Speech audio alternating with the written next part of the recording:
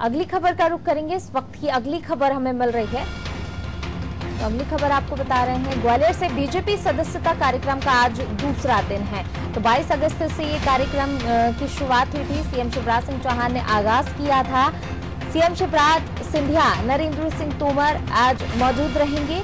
आज ग्वालियर की 2, मुरैना की 5 विधानसभा के लिए मंथन होगा। तो एक बीजेपी का महत्वपूर्ण महासदस्यता अभियान, क्योंकि ग्वालियर चंबल संभाग जाहिर सी बात है कि सबसे ज्यादा सीटें वहां पर हैं और सबसे ज्यादा जोड़-तोड़ वहीं के लिए की जा रही है। हालांकि बीजेपी कहीं ना कहीं मजबूत स्थिति में दिखाई दे रही है, लेकिन फिर भी जो है दोनों ही पार्टी को अपना दमखम लगाना पड़ रहा है। बीजेपी सदस्यता कार्यक्रम का आज दूसरा दिन है। 3 दिवसीय कार्यक्रम रहने वाला है और इसमें तमाम बीजेपी के बड़े नेता जो है हमें दिखाई दे रहे हैं, चाहे वो सीएम शिवराज हों, सिंधिया हों, नरेंद्र सिंह तोमर, प्रभात, तमाम बड़े नेता जो हैं इस महासदस्यता अभियान में शामिल हैं।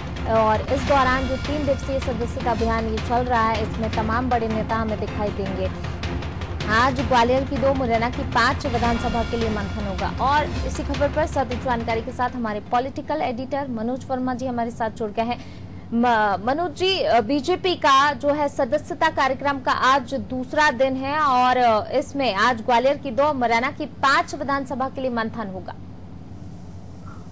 देखिए पूनम, 3 दिवसीय शो चल रहा है। कल से इसकी शुरुआत हुई थी और बीजेपी में जब से शामिल हुए सिंधिया, तो उनके तमाम सारे समर्थक बीजेपी में आ चुके थे, लेकिन बड़ी संख्या में ऐसे कार्यकर्ता थे जो बीजेपी में शामिल होना चाह रहे थे। उनके लिए आयोजन रखा गया है और इसको इस तरीके से डिजाइन किया गया है इस कार्यक्रम को 3 दिन तक ही चलेगा।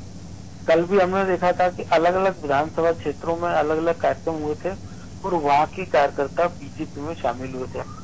आज भी मुरैना की 5 विधानसभा के और ग्वालियर की 2 विधानसभा के कार्यकर्ता बीजेपी में शामिल होंगे, कांग्रेस छोड़कर।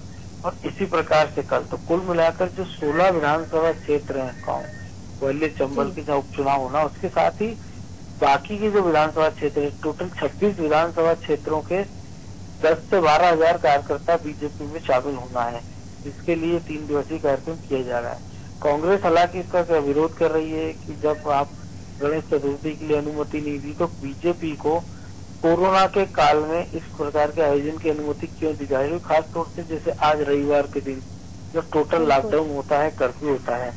लेकिन कांग्रेस के लोग भी सोशल डिस्टेंसिंग का पालन नहीं कर रहे हैं और झुंड की शक्ल में इस कार्यक्रमों का विरोध करने के लिए सड़क पर उतरे हुए, सोशल डिस्टेंसिंग का पालन उनकी ओर से भी नहीं किया जा रहा है। पूर्ण मनोज जी, यहाँ पर वाकई एक सोचने वाली बात है, जो गाइडलाइन सरकार हो और चाहे कोई भी अधिकारी हो जनता के लिए लागू करते हैं, लेकिन जब बात उन पर आती है तो तमाम नियम एक साइड हो जाते हैं।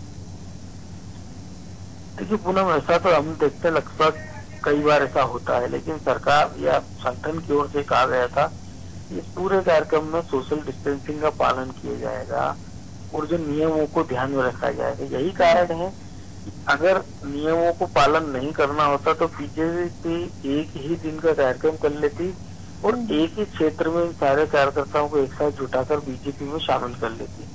लेकिन सोशल डिस्टेंसिंग और कोरोना को लेके जो गाइडलाइन है उसके मद्देनजर बीजेपी ने 3 दिन का कार्यक्रम किया है और इसीलिए अलग अलग विधानसभा क्षेत्रों के लिए अलग अलग जगह आयोजन किया जा रहा है ताकि उसी क्षेत्र के कार्यकर्ता पहुंचे और उनको वहाँ सोशल डिस्टेंसिंग का पालन कराया जा सके WHO की गाइडलाइन के हिसाब से, और जिससे कोरोना के संक्रमण के खतरे को टाला जा सके।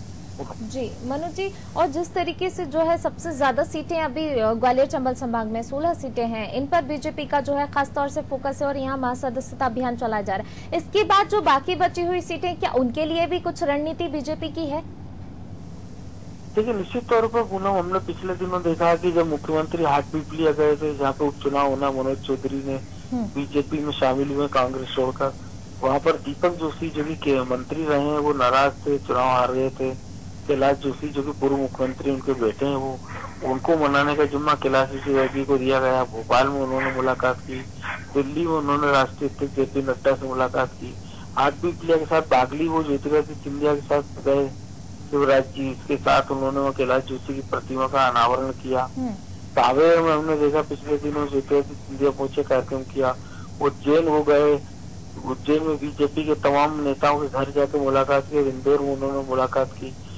इसके साथ ही जो बची हुई सब सीटें हैं, जैसे सांची है भोपाल के पड़ोस में है, या बाकी जो 23 सीटें हैं जिसमें बुंदेलखंड की सीटें हैं, महाकौशल की सीटें हैं, मालवा की सीटें हैं, तो वहां भी बीजेपी इस प्रकार के आयोजन करेगी और कांग्रेस को चुकाएगी।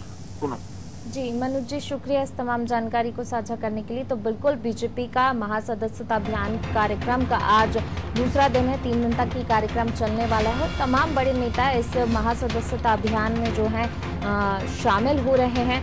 वहीं दूसरी तरफ जो है कांग्रेस आरोप जो लगा रही है कि कोरोना गाइडलाइन का कोई पालन नहीं किया जा रहा, लेकिन हालांकि बीजेपी की तरफ से तमाम जो गाइडलाइंस हैं उनका पालन करते हुए सदस्यता दिलाई जा रही है। इसलिए कार्यक्रम 3 दिन का रखा गया ताकि सोशल डिस्टेंसिंग का पालन हो सके।